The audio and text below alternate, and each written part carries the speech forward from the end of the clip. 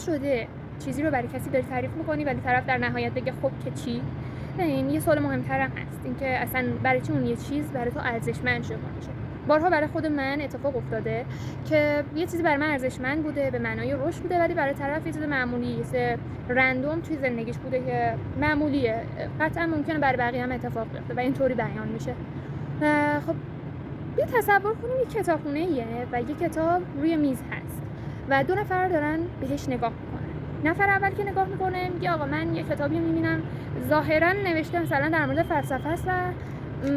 طبیعیه، خب یه کتاب دیگه یه موضوعی داره، ولی خب برای یه نفر برمیگرده میگه که نه.